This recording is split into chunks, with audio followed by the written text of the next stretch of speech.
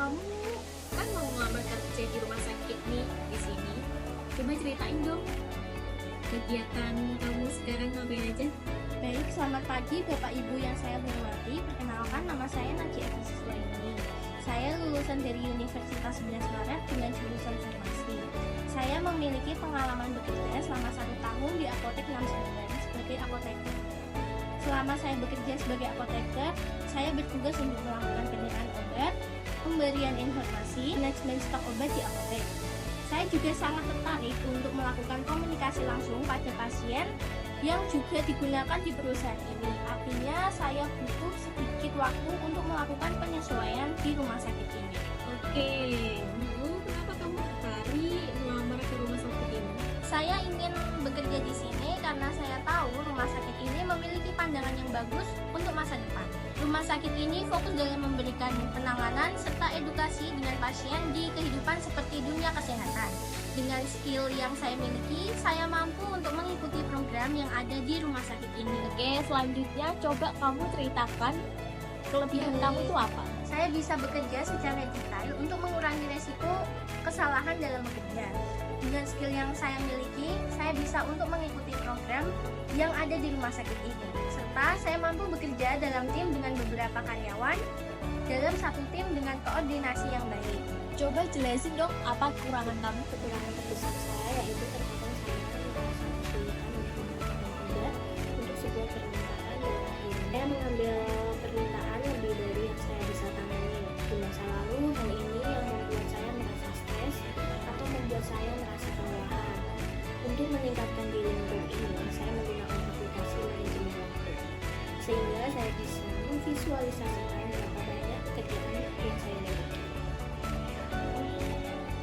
Coba dong ceritain pencapaian terbesar kamu itu apa?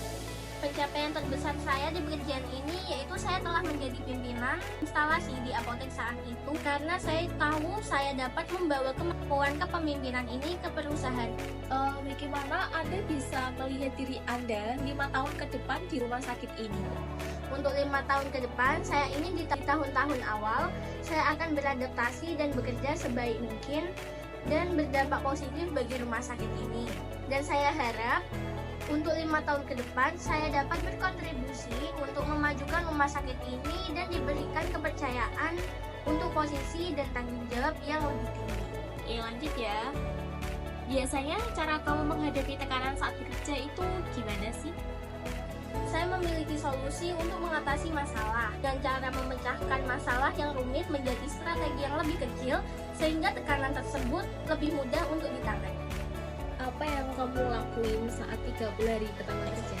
Yang pertama, saya akan memahami budaya, struktur produk dan cara kerja di rumah sakit ini.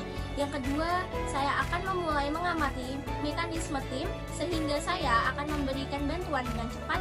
Akhir, saya akan memberikan yang terbaik bahwa saya bisa dan layak bekerja di sini karena telah diberikan kepercayaan dari rumah sakit ini untuk memberikan posisi ini kepada saya. Ya, selanjutnya coba kamu jelaskan bagaimana cara kamu bekerja di dalam tim.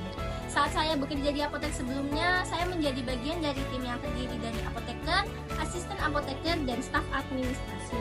Suatu hari saat masuk musim penghujan, tim kami melakukan kerjasama untuk mengatasi kekurangan stok obat dan antrian yang panjang. Saya segera menghubungi pemasok untuk mempercepat pengiriman obat, sementara yang lain menangani pasien tersebut.